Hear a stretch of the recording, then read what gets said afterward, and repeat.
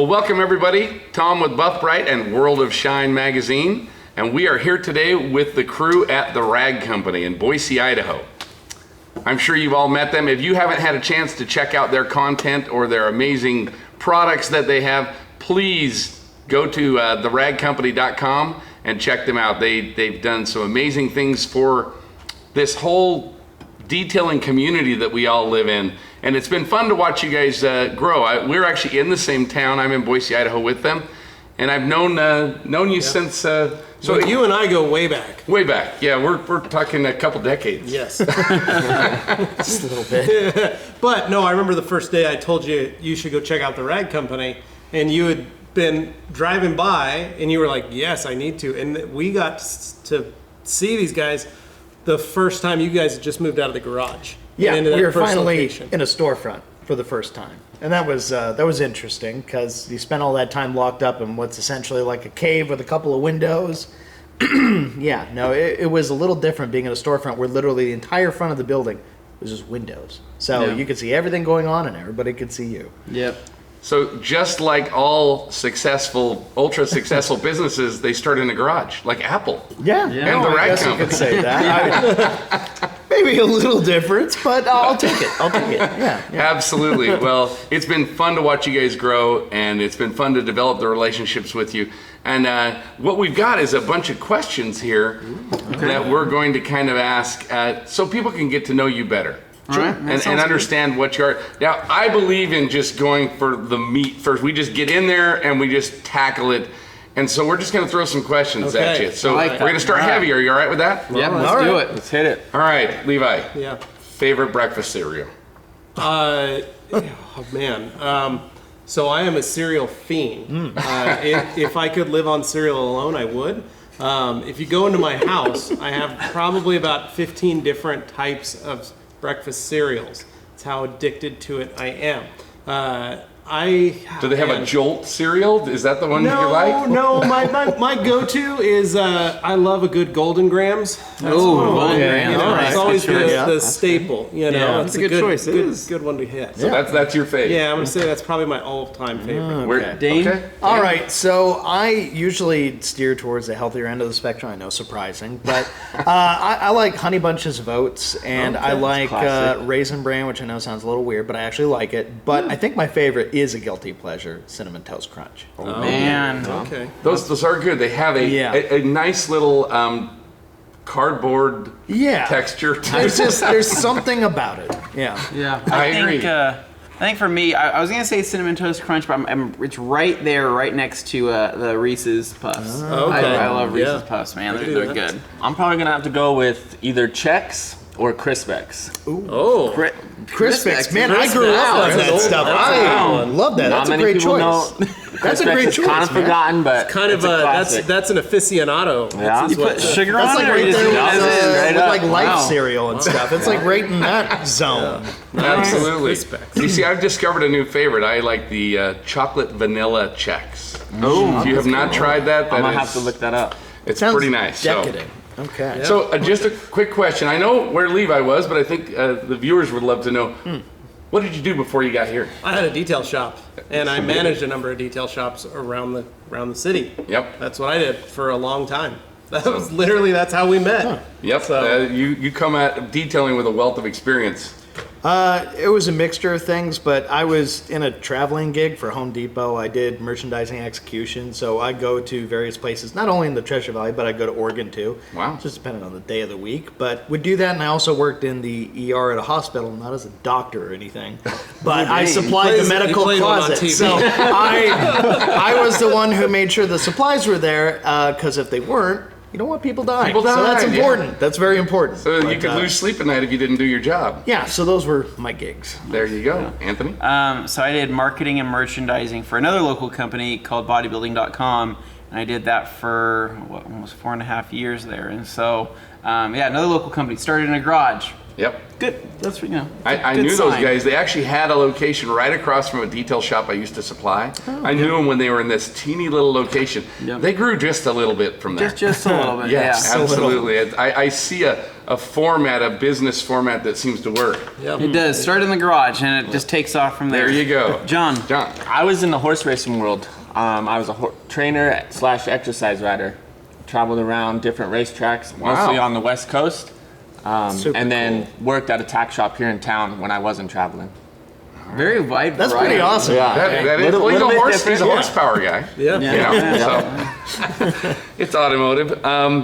So this one was supposed to be for Carolyn, but she's not here. But we were going to do what's it like working with mostly men. But I guess you do have a lot of ladies working here too, don't you? We do. Well, We the do. business is owned by Carolyn. She is the mama hen. Majority owners. 51%. 51%, man. And she kind of rules the roost for all of us. So we all get excited because we want to do something. She always makes sure to calm us down and lets us see the future as to what Make we sure you have actually need to do. a and level make head sure- going yeah. into anything. So, Absolutely. But she still lets us have fun. yeah. What was she like growing up, Dane?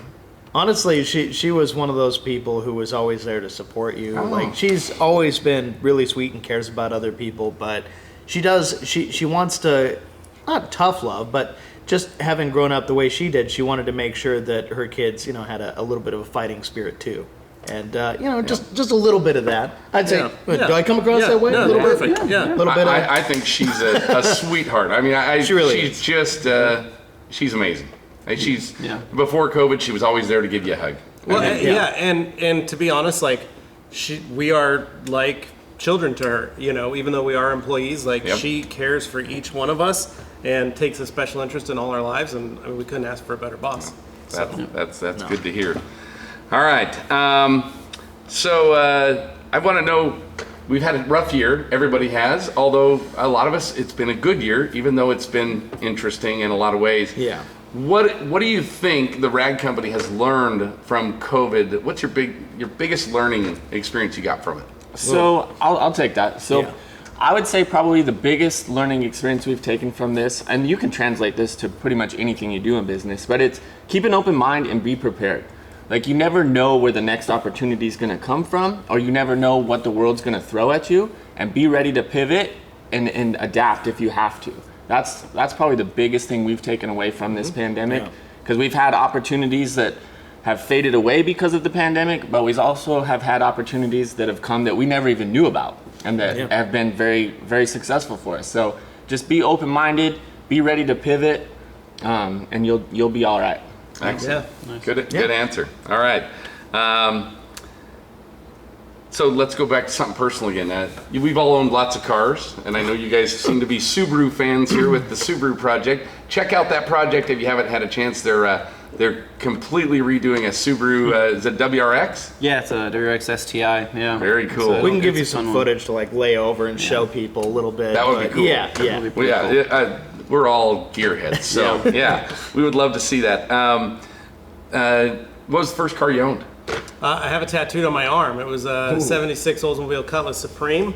And, That's when you know Keeps that car. one of my thing on him. favorites, the one that got away. Oh, So yeah, no, I bought that car for $500 when I was 17 years old, yep. and drove it till it blew an engine, and then didn't really swap an engine, but kept it and dragged it around to all my various homes that I lived in, and finally my wife told me I need to probably get rid of that thing, and so I tattooed it on my arm, and then I had it crushed. There you So go. That's commitment. love. That's Wow. you just don't want someone else to. You don't want to see it driving around. That's how I felt. I didn't want to see it driving around. Yeah, that's painful. So I know yours. Is it the Mazda pickup? Oh no.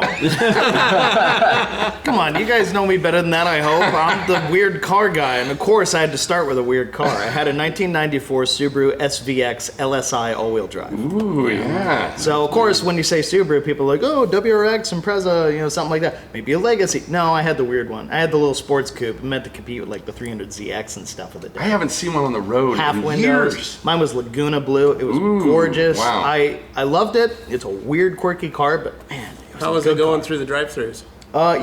You want to think it's bad, but it's actually just fine. Like those windows look like they'd be inconvenient, but they actually work perfectly. And when you roll them down on the freeway, way less noise than normal. Isn't it a supercar type window anyways? Yeah, it's a supercar type window. That's right. They were just ahead of their time. Yeah, basically. It's like McLaren F1 without all, the McLaren F1 problems. There you go. Kind of. Yeah. Anyway. My first car, Honda Civic, 1996 Honda Civic DX hatchback. Not much has changed, so still drive a Honda Civic. So yeah, The man's consistent. it was a good first car. First car I learned how to drive stick on. Went through a clutch. My mom taught me how to drive it, and yeah, I think that just the first car that you learn how to drive stick on is definitely like one of those you'll never really forget, and it's a good car. All right, John. My first 1989 F-150. I knew it would be a truck. I just knew it would be a truck with you. Well, you look at that guy and you He's a just horse assume guy. truck. It was beat up. It was gross brown. Had perfect. the 4-speed granny gear, but it did the job. It's just like Dylan Von Kleist. I bet if I asked him, I bet a truck was his first car. Yep. Was it long bed, short bed? What kind Long of cab? bed, single cab, long bed. Okay. Oh, no. That's a work truck. No right? flatbed? No flatbed. flatbed. But Okay. it came like when I bought it from this old farmer. It had this big, old school, like 8-inch tall bug screen on the front that was like purple. Had the little cactus guy hanging over the front of it. Had to take that off. But Oh, well. Okay, now this one's for everybody all at once. I just want you to give me one answer. Because you've done a lot of things together. What is the strangest detail story you've ever heard? Ever heard or ever been a part of? Or, okay. the one that you had an experience in. There's got to be something really strange out there. When I first started detailing, I had to clean some seats that a guy's dog had puppies in the back of his truck, like on the back cab, and so it was a lot of puppy and amniotic fluid. Sounds rough. It was all over the seats, and I that's remember rough. not knowing it and sucking it up and watching it come through the extractor and going like, what is this fluid I'm sucking up? And then found out later. So yeah, not. I just remember Did that it have a smell? it did have a smell. It wasn't. It just wasn't something I was really Not a excited, wet dog smell looking either. forward to. Yeah. Oh, man. I think some of the adventures we've gone on, like we've done these Wash Wednesdays. People are familiar maybe with the show where we just like wash somebody's cars, maybe not into detail, but we'll show them a thing or two. Yep. I also use that as a vehicle to get us into slightly more famous like YouTubers places. So it was a fun way to like work on someone's car, say like, oh, Freddie who's Tavarish on YouTube, or Super Speeders Rob. I think Super Speeders Rob might have been the weirder scenario, and Anthony was there with me for that. Scenario. Can you kind of explain like the environment we found ourselves in? Yeah, It's a because combined that story. would be one of my weirdest stories. Yeah. Basically, we were next to a detailing event going on, but we basically scheduled this correction, this whole polishing session on this NSX, this blue NSX, beautiful car. But we did it in a shop that was not really owned by anybody. It was a random shop, but had the most expensive car parts I've ever seen lying around. Really? And he said like, yeah, this is a buddy of mine.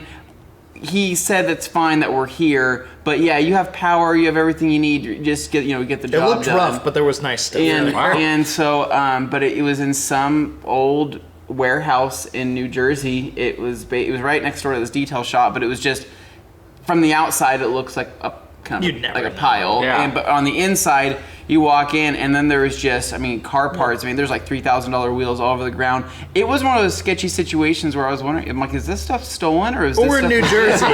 we're not from Idaho. really We're in New sure. Jersey. We're thinking like, This is a chop shop. But it might be a little. But anyway, yeah. So we filmed this whole entire wash and correction and all of this in one day, and we had to have we had a couple of friends come over from the event just to kind of get their hands on the car because we were running out of time. And then after we did that, we got invited to a podcast session with him and what essentially was a very It's like a rundown house that he liked the property of, so he kept the house temporarily so Yeah. he could eventually build on the back of this very big kind of foresty lot. but the house was It was terrifying. It's It was- rough. It was very scary to say from the least. outside and inside. But he kind of thought it was funny, so he just kind Yeah. of kept it going. And he's just like, "Yeah, we'll have the podcast in here," and he had it all set up and Meet me, very at night. janky. Meet me at night. We'll do a podcast here in this janky house. And you're looking, going, "Do we go into those Yeah, woods they in the middle of the basically night?" felt like they were walking into a haunted house. Yeah, you kind of Wow. feel like you're walking into a trap. But one thing I was going to point out was the whole shop being next door where we were working. We had no idea that's how it was going to play out because we were Yeah. in town for the event that was happening at this particular shop next door to where we ended up working. But when we went to go meet them, the initial time, the client, Rob, we went to his house, the kind of funky house in the woods, and he wasn't there. He had like a roomie guy come out and basically say, "Oh, hi," his name was Jimbo, and he just kind of walked out in his pajamas. He's like, "Oh, you guys here to do the thing?" And we're like, are we in the right place? Yeah, okay, I guess we are. And then he just opens his garage door, and there's a beautiful blue NSX in there, just like, that wasn't locked. Yeah, the garage wasn't locked. The No. keys were in the car. He starts it up, and I say, "Oh my god, that's pretty crazy." Okay. That's Yeah. pretty. But that was a pretty interesting. And then the story. landlord busted in. Yeah, that's fine. Yeah. So, John, you wow. have anything interesting? You ever washed a horse? Yeah, I guess There you that's go. That's probably Yeah. up there for me. The wash Wednesday. I'm seeing in your future a Rupa's LHR21 horse polish. You know, maybe. a brush. Maybe. We'll get a Little brush, on brush. it. Throw a brush on it. Circular Long brush. throw brush strokes is what it Let, let Put it Jason on and the Dylan low- know that's the next. That they're missing a market. That could be. That could be. It's like Alcantara, but it's still alive. Jeez, dang. That's a little morbid, Dane. So I love this facility you have here. It's an absolute asset to the whole detail community. I mean, people just don't realize what it just kind of legitimizes. I think everything that everybody's doing because that you're able to bring such a state-of-the-art place up. So who did the bulk of the planning to put this amazing place together? It's like a combined. It was very combined. It was all parts, all Yeah. parties. Jeff, Carolyn, these three guys. Nice. Yourself, Josh. I was like, Josh. you want to talk legwork? He definitely Yeah, did a ton of legwork. one of our international business manager, he had a background in construction and, he's remodeling, stuff like that. So he was a big part of it. He But kind it of was kept the building on track. yeah, and like these That guys can be say all tough. the time, and most people know about us. We truly are a big family here at TRC, and we do a lot of things as a team. And we say it again and again and again, but it's so true. Everyone had their part in the development of this and how it should look, and everything from the floor color tiles and the patterns to what we're gonna do with the graphics, everything. Everybody was involved in it, so Yeah. it truly was a team effort. Yeah. Very cool. All right. I need you guys to get for real for a minute. Oh, boy. For real. See what you did there. Yeah. So, here you go. What is this? The For Real Pro. I just thought everybody take one home. So I just thought I'd throw that out there. So the big difference is, I'll let you pass this around. So there's the old one. Yeah. Guys would wear it out because Right, they yeah. put too much pressure on it. Now there's wear bars inside. Oh. So you can't wear through them. Oh, Very nice. clever. I just thought I'd. Wow. Okay. Yeah, so see a little. So 3 to 4 times the life out of them. So and then they got the new retail packaging. Take you QR code That's to take you to a cool. YouTube video. It's Yeah. This looks great. Yeah. Actually, I'm not gonna lie. That packaging is very nice. Yeah, You did I a like really that good a job lot. on that.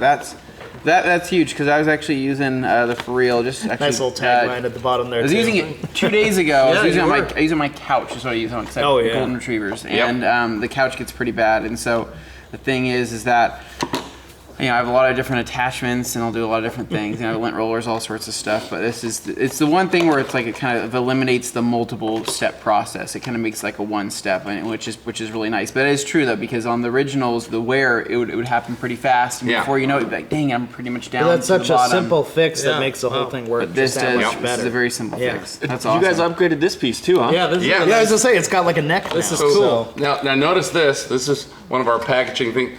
Buff Brite. Slips right out. There you go. So the For Real comes right off the fang, and this is the new fang. So you got 1.25 inch inside, 1.5 inch outside. It easily fits. The old piece was a rounded piece, so Yeah. you had to kind of force fit it on there. Right. But Just very easy to hang on to. Oh my gosh. Interesting. Run it to the car wash if you're going to do it that Yeah. way. Throw it Oh, on yeah. the home, back, whatever Yeah. you want. So This is perfect. yeah, That's just, really cool. Thought little halftime there. We weren't trying to have a. No. You can that's cut actually- that out This of the is thing. a really, this is a good job, Tom. Good job. That's a solid It's very, advance. very good job. That is a great advancement. That's cool. I like that a lot. I'm I'm excited glad, to use you it. like. Coming from you guys, that means a lot. No, we'll actually use it. Oh, good, good. No, We'll that take is- it home. And, yeah. Does everybody here have a dog or a cat? Yes. Or a horse? Yeah, we all do. A horse in the All house? of the above. Yeah. All right, so let's see here. So I have a question. Who created that fine Rag Company logo? Hi. Dane did. I have a feeling this guy is really good at logos. He is really good. Hey. Seeing as he did that one too. You're welcome. Yes, thank you. I just had to make sure Oh, Dane yeah. knew that we love you, Dane, and We we appreciate- absolutely love that logo. Appreciate his creativity. He's got some good stuff. I don't Dane want to make also it too designed fancy. the floor. He designed the floor pattern. That's He true. also, yeah, he also did all the flooring. So Oh, I had an he original didn't design lay that it, was but actually he designed it. He didn't lay the flooring, I had but an he original designed design it. that was crazier, but with the help of Nick, who technical director here, with his help, he kind of helped me dial it back, and we found a good compromise where it was kind of like drop shadow effect to the rings. I like Because that. everybody else does very like, okay, they do checkers or they do some kind of lines. We're like, I want to try something different. If I can make like a pattern that looks almost three-dimensional, some kind of weird Pong-like or like Atari-style, layered thing. So Yeah. you have little Space Invaders going up the Exactly. arrows. I like that. That also is for code, so it tells Yeah. people where the bathrooms and exits Yeah, we are. technically had to have those arrows, so I thought, why not make them fun at Yeah. least? I agree. They make you put arrows. Yeah. Some sort of arrows, yep. Well, that works for me. And it does have that guy Galaga. Remember that game? Oh, Galaga, yeah. Yeah. I look at that and I want to start pushing buttons. Take it back to the centipede days, that kind of thing. Just something fun. If you're just Absolutely. So something weird about you that most people just wouldn't guess. Did I listen to opera when That's a I good polish one. cars? No kidding. That's what I do. That and bluegrass. Those are my jams. And you make swords, I think, or something. Well, I'm forging. Yeah. Yes, I've started.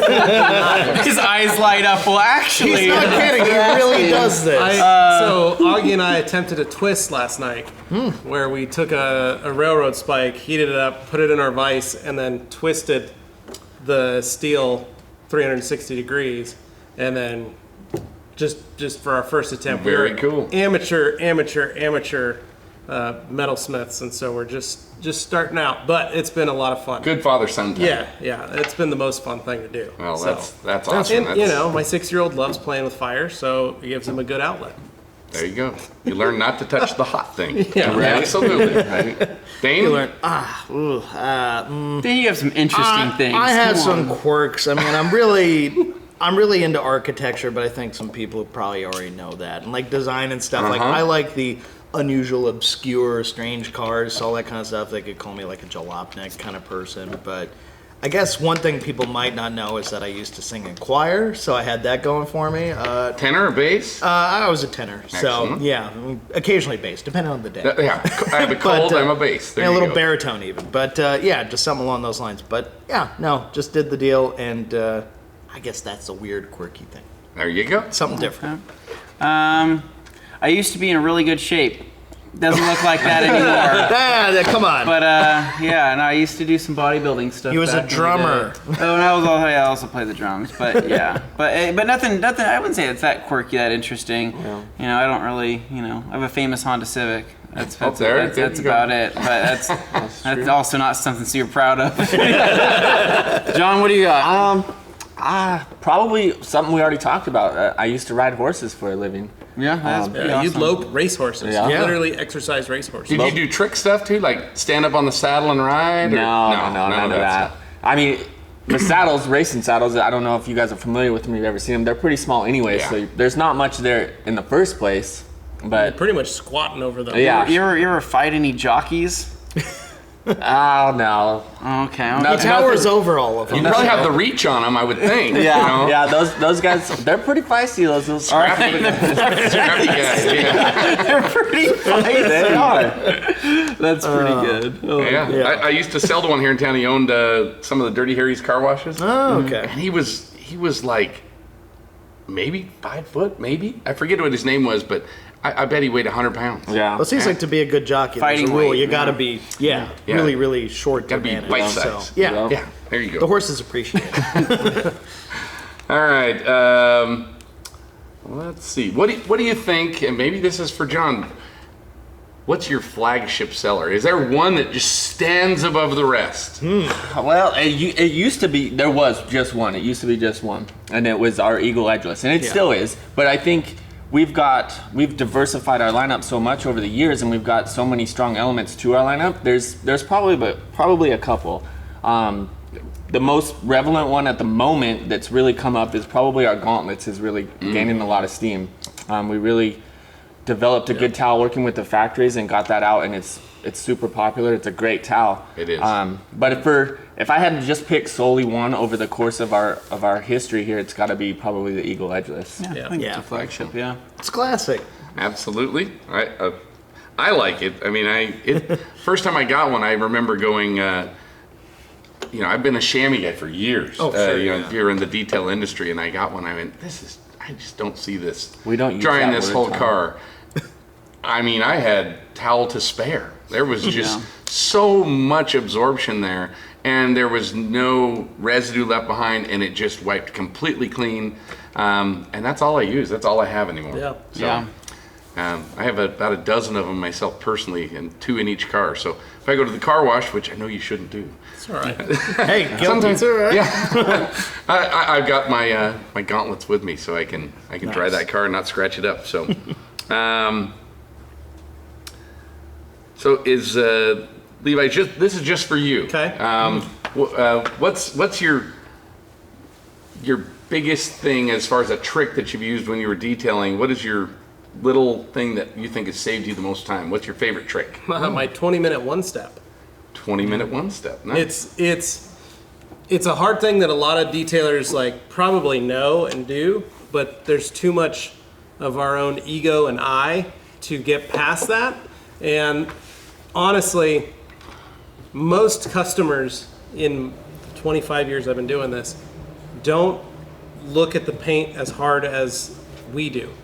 And all they care about, I'd notice I'd do these interiors and I'd wash it and I would wipe it down with a detail spray. That was it, a quick detailer. And I would park it just right so it looked nice in the sun when the sun hit it at the right angle.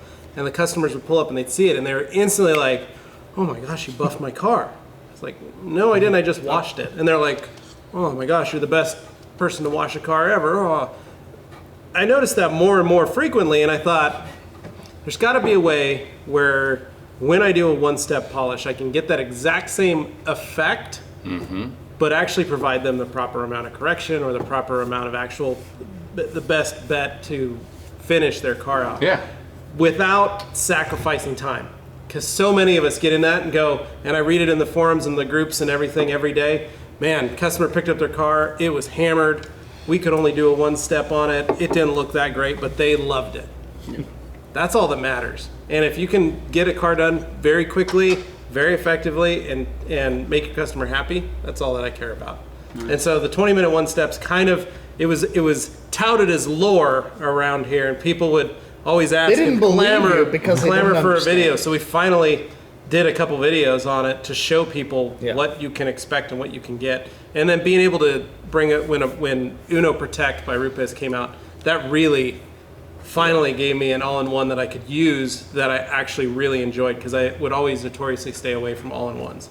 I never liked them. And so to get that one to work perfectly and then pair it with Bead Maker, which is one of our most Yeah. popular products. One of the best Thanks things, to one of the Anthony. best things Levi ever found out. You know, right? One of the best things he ever created. Yeah. Well, Yeah. I was going to Congratulations, say, Levi. I really, the 20-minute one step's a good one. I'm sensing. No, it's fine.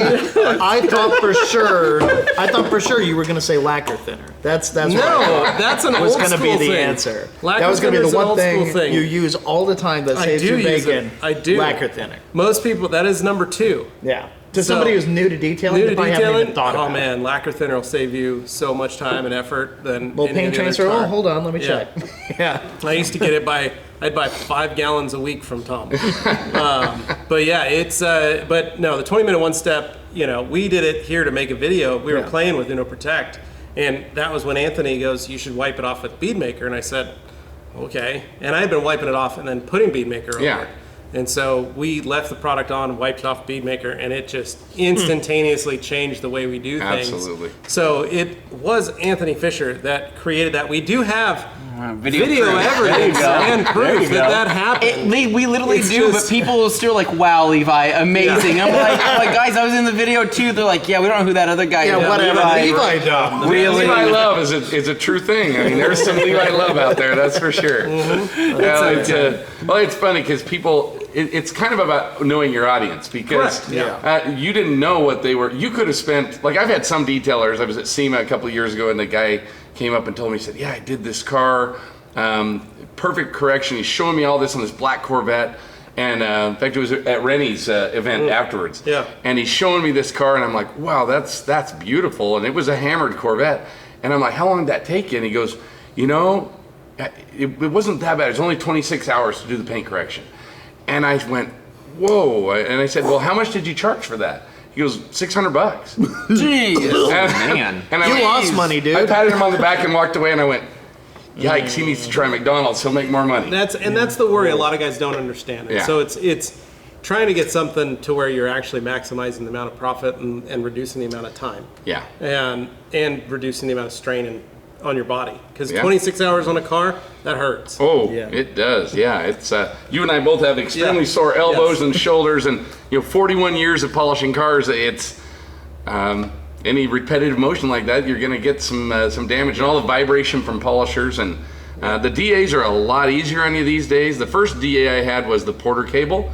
Anybody have one of those? It's like a jackhammer. I mean, you get done and your hand's going, oh, I can't feel my hand. Yeah, And so, with 6-inch backing plate, I think it can be pretty rough. With a 3-inch, it's not as bad, Exactly. but it definitely a lot of vibrations. but going still, on. it was a game changer when it came about. Yeah, it was very nice. And it was awesome. So, all right, here, let's, so how well would this model that you guys have for our business model, because I know Amazon's important to you guys, how different would things be without Amazon for the rag company? John. So, John, I got you. Honestly, our model probably wouldn't be that much different.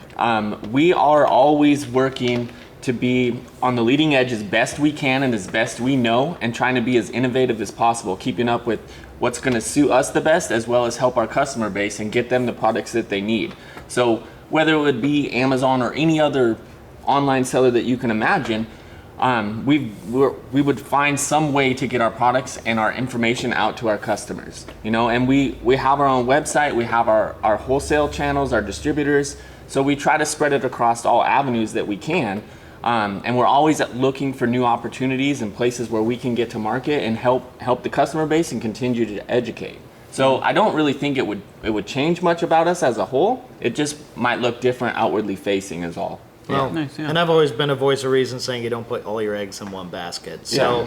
I always want to make sure, regardless of whatever other stuff we're doing, that there's always a strong, Diversification. focus, diversification, Absolutely. but also making sure that the website is still always looking good, which And we your did new a one recent looks refresh. awesome. So It looks yeah. amazing. I Thank mean, you. huge shout out to the team who built that. 'Cause Yeah. those guys really put in the work. Our IT team worked very, very hard to develop that with input from these guys. Just like we talked about earlier, another team event. Like we've got our guys that know the web stuff inside and out, Yep. and then get the input from the boys that live and breathe this world, and they really did a great Well, job. and it helps that our guys are in-house. And Yeah. so We're not farming it out to some Yeah. company that, frankly, maybe doesn't care about us. Well, like and- that can happen sometimes. Yeah. It's hard. And for most of our stuff, I mean, you think about everything that we've done, it's all been in-house.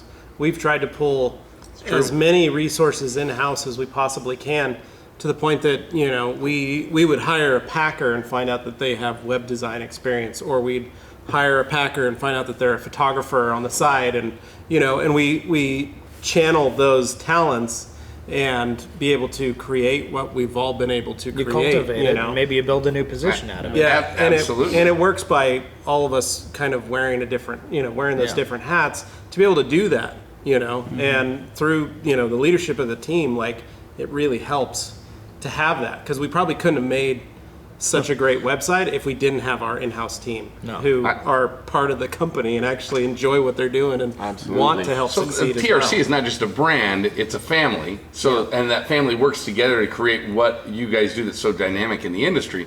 But also, that in mind, that brings up my next question. How important has collaboration been to your business? Extremely. That is the Extremely. business. Yeah. Really, I mean, yeah, no, that's what we based everything on. Like, ever since it was just me, and then we built from that into other folks in the garage. Yep. Even Gabe was here early on. He kind of went from here to being a teacher, and then came back, in between. But it's always been a big focus on, okay, we're selling these products. That's one part of the equation. Obviously, as a business, you want to make money to survive, and you want to grow, but hopefully along the way you're making positive impacts on other people. And as it grew, basically turning it around to where I could, maybe flex a little of my media background muscle from having been to film school and done broadcasting and stuff in high school. I was really excited to try and get back into that.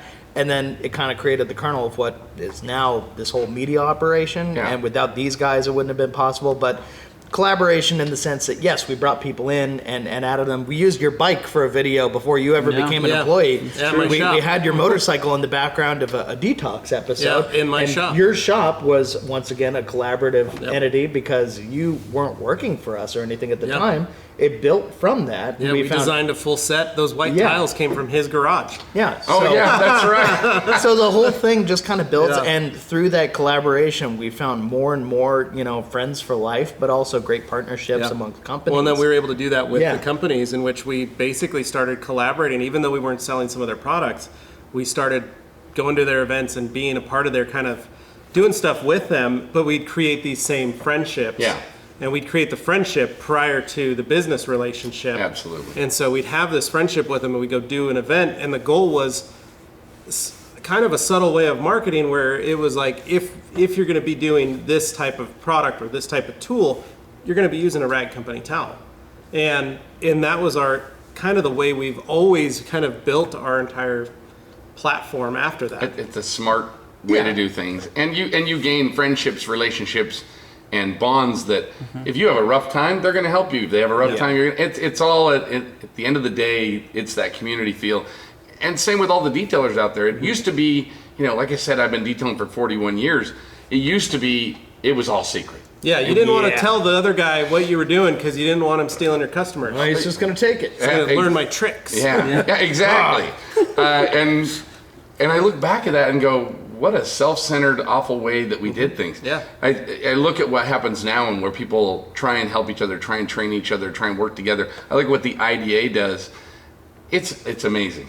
It's this whole community has just flipped and done a 180. And anybody who hasn't gotten into that collaboration, please get into it because you're going to find more positive from it than you'll ever get negative. Yeah. Well, and absolutely. we do that. We do that with, even our biggest competitors. We still collaborate with Yeah. them and we still work together and we still create a friendship with them so that it's a fun competition. Yeah. In the sense that we can, when they have great success, we can all go, dang, that was a good idea. How did we miss that? Or how did they, wow. We can be excited about their success because we can think, wow, that was a really good product. They did I a would great rather job on see that. us be a rival that pushes others to do better than to be some kind of like horrible hated enemy. Exactly. There's a lot to be made of that. But one thing I wanted to point out too was amongst all this collaboration, not just in the way we built the company up, but also in the relationships we made with other companies, say like Scott Koenig and all these things. You have these relationships that you build over time, but I think a lot of people, when they go into that, they're like, oh, I just see what I can get out of it for me. And it ends up becoming this kind of selfish endeavor. We really look to make sure that it's actually a symbiotic relationship. Oh, yeah. We want to make sure that, okay, everybody involved is benefiting somehow. So sure, there's an ulterior motive where you're like, oh, maybe we can, make something good happen out of this for us, but we're also looking to make it happen for the other party too. And that's what's let us continue to do this sort of thing Yeah. because other people see how those relationships pan out and they go, oh, you're not dirtbags. You actually, follow through. You're actually, one-sided relationships don't You're- work well. Yeah. How would your marriage do if you had a you're one-sided actually a relationship? loving spouse, whatever. So it works out very differently because I think our hearts are always in the right place and we don't let other things get in the way of that. Yeah. Yep, I agree. So we talked about your best-selling item. Do you have a favorite item? Favorite item. Favorite item. My favorite has got to be our double twistress. yeah. I love that towel. Yeah. That's my favorite, hands down. I'm gonna That's say a the good towel. 365 has always been my. Oh, that's a good towel. It's always been my go-to, and it's the one towel that has always been the most consistent. It's just I can do everything with that towel. It is a very multi-purpose towel. Yeah. Dane, what about you? I mean, I had my favorites, but mostly just because I named them and stuff. It was like the split purple Nowdy and the Night Rider I enjoyed. But for something like what John said, I really like the double twisters. I can't exactly You explain named the why. double twisters too. Yeah, I was proud of that one too. That was a fun one. But just something about that towel worked for me. I like the compact size. I like how much it can do. It's a real powerhouse for its size. Right. The Gauntlet achieves a lot of those same goals these days, so that's obvious choice too. But something about the double twisters just. It's a I great have towel. one at home and I use it for drying stuff off. Even though I take my car to the car wash sometimes, I'm famous for being the I have one in irresponsible the shower. I gotta be the real guy. Not to dry myself with, but to dry the Get the shower glass, with. the I mean, whole thing. it's an amazing It towel. works. It just works. Yeah. Man, I don't know. I'd probably say because the first TRC towel I ever had it was a combination of a 365. There was a split purple Nowdy, and then there was Eagles. Those were the first towels I ever bought. I'd probably say I'll give it to the Eagle because the Eagle is just one of those towels that it got me hooked. It was the first towel I felt from the rag company where I said, "Oh my god, that's amazing." Some people get it. They're afraid to use it on anything because they're like, this is too nice. I can't. And that's how it was. It's like, this is my nice towel. And then I was, when do you use your nice towel? You don't. You just use it. You just have to figure use out it. a plan for it, use it, and then you stock up on basically. Spend $25, get 5 of them, right? Yeah. Build up that inventory. Yeah. So you've had growing pains as you grew this business to yeah. what it is. Are the growing pains over? Oh, No. no. No. I mean, I don't like to use the word growing pains. Yeah, they're not pains. Opportunities. Yeah, they're opportunities. So you're spot on. We've grown super fast, and we've been super fortunate. We thank everything that has come our way for us to be in this position, but we face those as opportunities to improve our processes, improve our efficiencies, and we're working on that every day. Yep. In all aspects of our business. Jeff and I, we go around sometimes. He's kind of the more fast-paced guy. Like let's take the next step. Let's keep going. And I'm kind of over here like let's get this process fixed, and then we'll jump to the next step. So he and I work really well together on that, and it's just constantly finding ways to do things better. You balance each other out. That's good. Yeah. That's Yeah. good.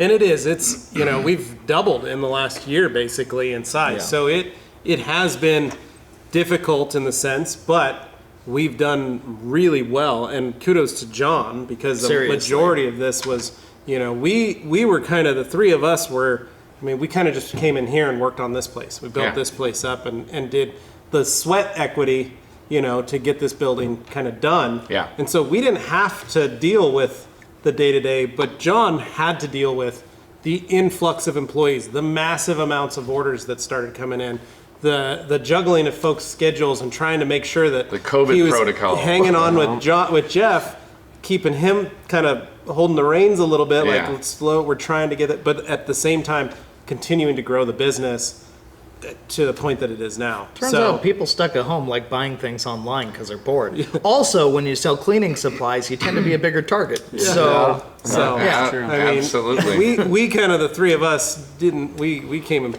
did construction while Yeah. John was Were you actually swinging doing hammers? Is that John what you're was telling me? Yeah. John was doing the Nice. hard work though. I think John there was the actually one that is even video evidence of these guys swinging a sledgehammer around here somewhere. Very nice. I think I hit one wall and I said, "All right, guys, so I'm gonna wrap it up." And, more fun destroying. Jimmy's on his the hands walls. and knees laying flooring. He's like, "Wait, can I come too?" I'm like, "No, you gotta finish that job, man." I'm thinking there was these physique shots of Anthony swinging at a wall with these bulging muscles. No. he got a shot of that. Then he Yeah. once he got his Yeah. Once someone took his picture for Instagram, he was good. Oh, to the go. camera's gone. How'd I'm that, gone. how'd that look on the camera? Pretty good? Okay, well, see you guys later. I'm kidding.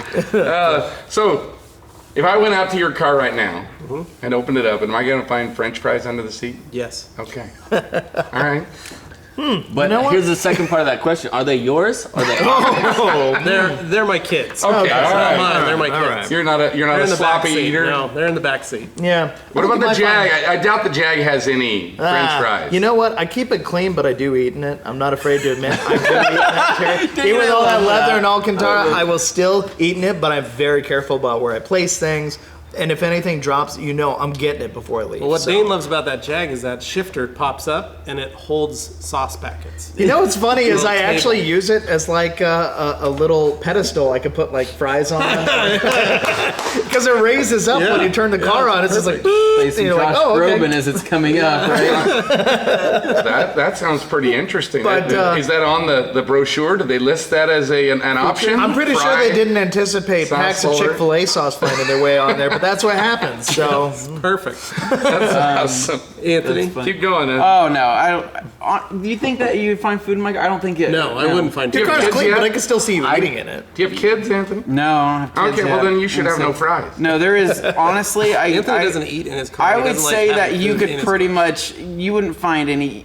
There is. It's basically You're pretty the spotless. No, if you're the guy that The most if particular. we have to go grab, like if one of us is going to lunch or something, and he's like, "Hey, where are you going?" He won't offer. No. You will never offer to Absolutely go pick not. up No, food no. for people. You will say, "Well, who's driving?" Because it's And definitely it not depends on him. the food because he doesn't want his car to smell Yeah. like all the food. Uh-huh. And so Yeah. if you're that guy. You just that fast food in my my food car. is off I have limits. worked so hard to get that car to smell like I want it to be an experience when somebody gets into it for the first time. They get in there like they get hit with 17 different air fresheners, the cologne I put on the morning Yeah, of, experience. and they're like, "Wow, I have a migraine from all these scents." And I'm like, "But it's clean, right?" there's no French fry It's oil. like You that. turn on the stereo before they get in, so they have some ambiance. Oh, you know, absolutely! I got yeah. a sub in the back, so it Okay. really sets the mood, and so yeah. No, I keep my stuff pretty clean. My wife's car, however, I don't know what I'll find in there. You never know. Treasure hunt It's every a time. surprise, John. Nope, not in mine. My wife is similar to Anthony. Like, we're not allowed to eat in the cars, no matter what. So It's just a good rule. You Just- probably don't wear shoes in the house too, right? correct. All right. Okay. Correct. There you go. All right. Maybe I Okay. just nothing sacred. Just do it. All right. So the next one. Now you've met a lot of people in all your collaborations and all your things that you've done. Is there anyone that sticks out to you as that dude's interesting? I mean, is there somebody that is like just kind of quirky that you're just like, wow, that really cool person, but they are just they strike you as a very interesting individual. They got a something lot that's going got- on. Something that's got a lot of personality. And so you're talking about in our travels, anybody that's like kind of And this can be good. I'm not saying anything bad. Like I've met a lot of people as I've gone around, and some, yeah, a little different, and then some that are interesting in a way you cannot forget them, and it's for the right reasons. Like I Chris understand. West. Yeah. I mean, Yeah. Chris West dares to be different, and he's amazing. I mean, just an incredible person, and I like that somebody steps outside of the mold and they do what works for them. They don't try and be what everybody else wants them to be. yeah. I will say that everyone that I have met has been amazing because I think back to that, the first real trip Jeff and I made, we did a trip to SEMA together and did kind of reconnaissance for SEMA. And Jeff and I looked at each other, and when we were on the plane, we had a list. We're like, we're going to meet all these people. This is our goal. Over the next 3 days, we're going to meet these people, at least introduce ourselves as the rag company and try and just get our name there and Yeah. and a face. And Jeff had a list of people that he had been emailing previously, so he wanted to at least put a face to the name. By the end of the first day of SEMA, we had accomplished both our lists. And we both kind of stared at each other and said, well, that was a lot easier than we thought it was going to Now be. what? But then to go to Mobile Tech a few months later, that first year, and do it all over again, and have those people remember us, and have those folks in the industry, and a lot of large names in the industry, know who we were, and just super friendly, super excited to see us again, Yep. talk to us and said, oh, that's right, we met at SEMA. all right, I've been thinking about you. I need to pick your brain. I need to do that. Like that, I think that's one of the biggest and best things that I love about this industry is that everyone's very, very inclusive and open into getting to know each other and helping each other out. And let me do this for you. Or let me get this going and let me help you on that. Or let's do this. It's made my job a lot easier. And at the same time, it's benefited both of us at both parties, I feel. And that I think is the best. Like I remember the first time I met Chris West, I walked up to him and you guys were with me and I saw him at SEMA and I said, Chris West, my name's Levi Gates from the Rag Company. And we had talked once on the phone and he was like, Levi, oh my gosh. And then we all got a picture together and he sat and talked with us and it was like long lost best friends. It's that kind of feeling that I have no matter where we go in the world. Yeah.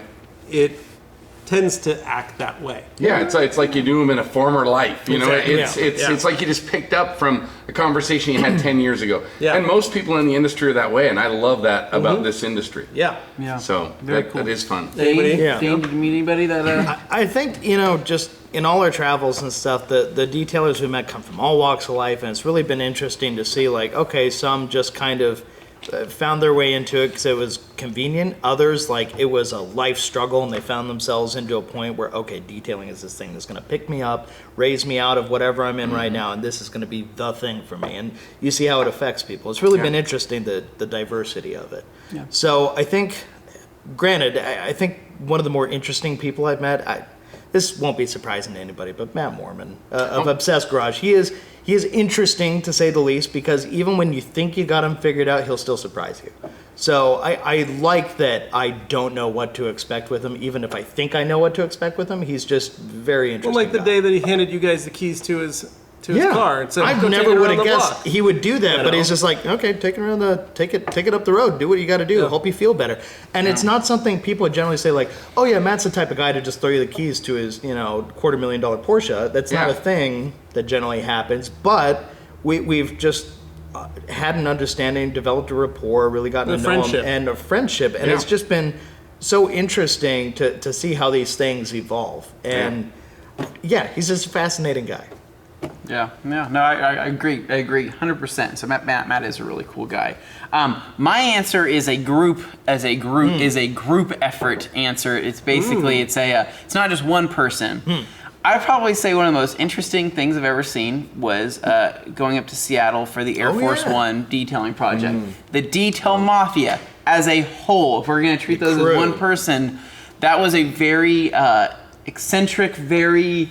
I've just never seen anything like that. All walks of life, like I said. You've got 75 detailers from around the world working as a collective unit. And they're like, it's like one person basically. And I would say that meeting all of them and then just watching them work and then the discussions and interaction, I would say that was the very interesting, very eye-opening thing. And it's just one of those situations where you're like, you guys are here working for free? And they're like, yes. And I'm like, and you're like, their hearts are in it though. That's like, what's you're so literally cool. working 12-hour days, and then you're going to sleep and coming back and working 12 hours again. They're like, yes. For 7 days. For 7 days. And I'm like, wow. Like it's just kind of mind blowing. When you see how much work it is and you take all of it in, it is something very interesting. No small feat. But I think also you have to note there too that Rennie is such a great ambassador for what they do. He brings them all together. Yeah, he just brings this cohesive unit together, and he has a message that is just true to what they're trying to do, and everybody believes in what he is trying to do. So that's why it works so well. Yeah. I kind of land more with Levi. Like we've got the opportunity to meet a lot of people from all over the world.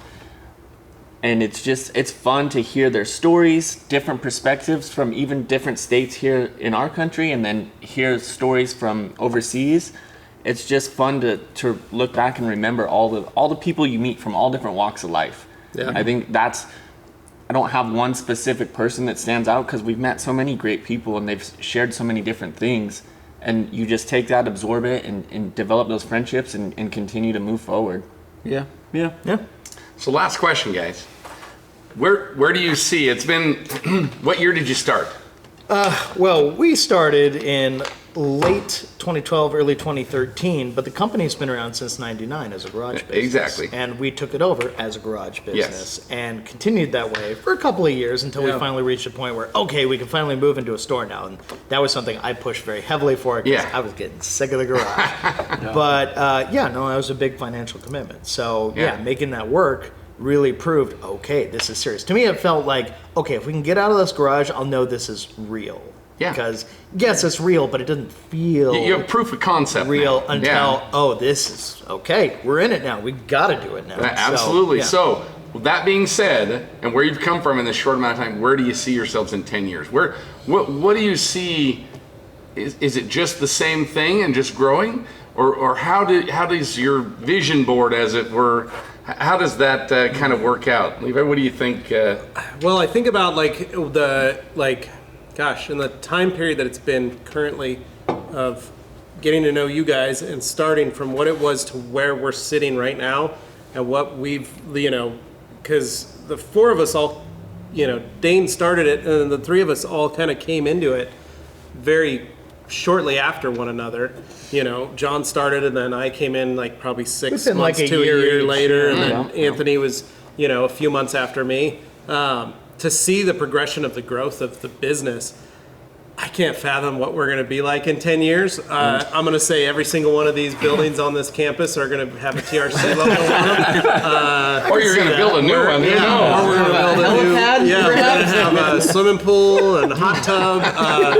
But I'm just amazed. I hope to see continued growth around the world. And that's something that we're working towards, is to try and get our brand more recognizable around the world, as well as get more of our world distributors to be able to carry more of the line, and get them grown up to where they can actually people can of all walks of life can get a hold of Rag Company products and be a part of our services. they can get to this level overseas, and then we can. Well, a lot of something like that, or even just having us to where we're still going to be producing great content. We're still going to be producing amazing customer service. Still going to be producing rapid shipping and fast, turnaround time for orders.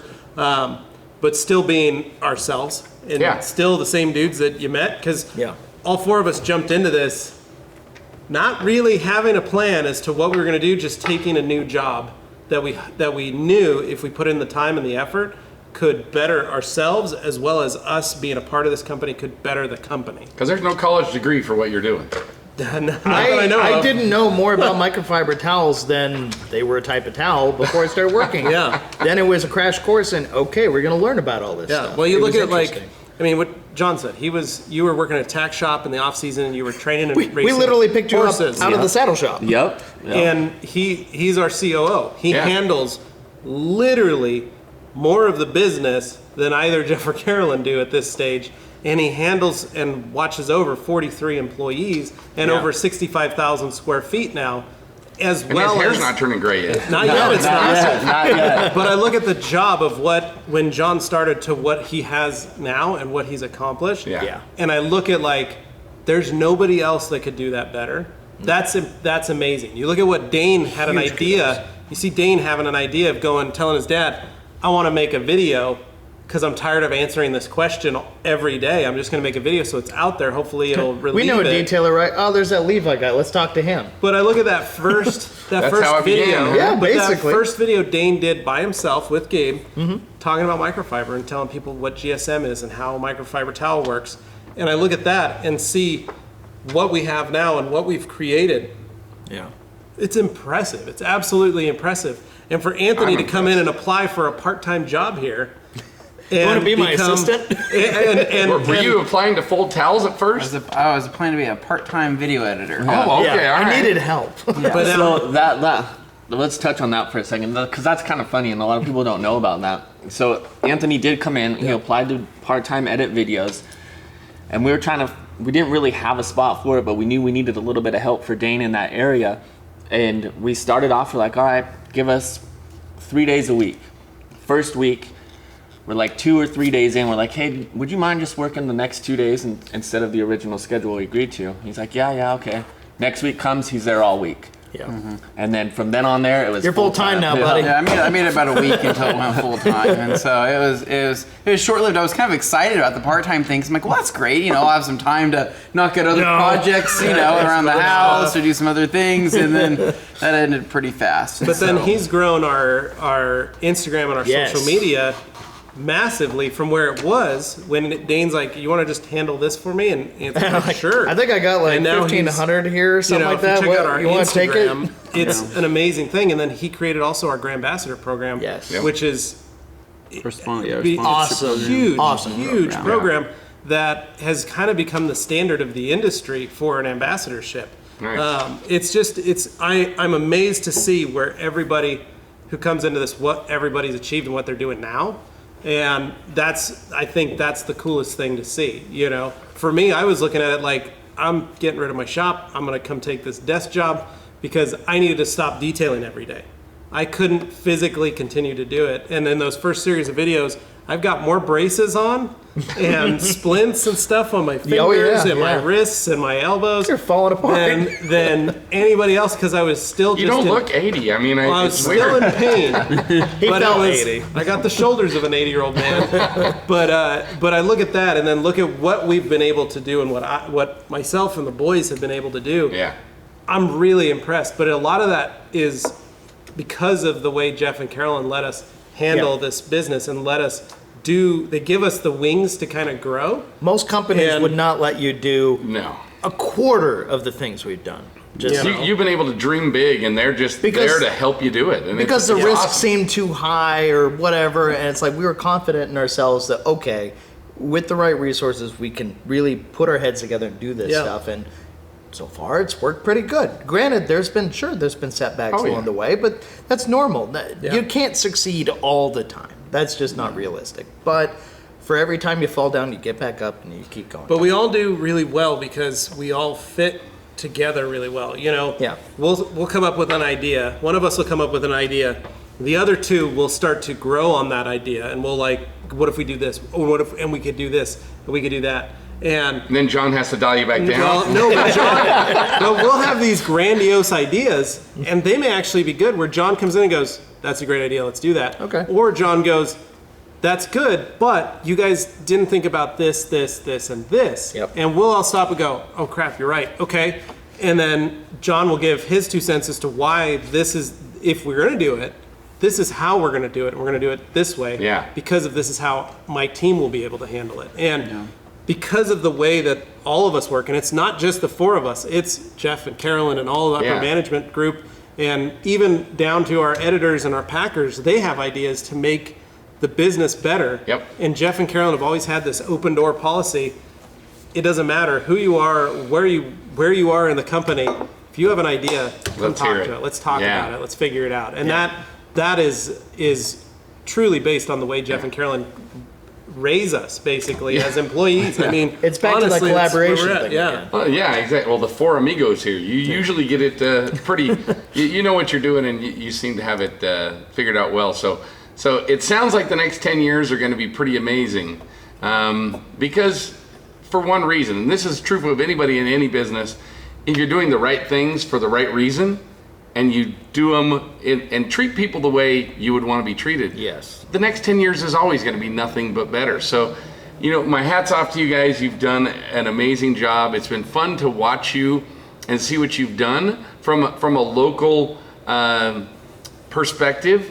And, you know, I have ultimate respect for what you've done and what you're doing for the industry, because you're thinking beyond just you. You're thinking to what helps everyone involved. So with that in mind, the World of Shine, we want to say thank you to these guys. Please get to know them. They are an absolute asset to what we do, and they have some amazing products. They have amazing people, an amazing vision for the future.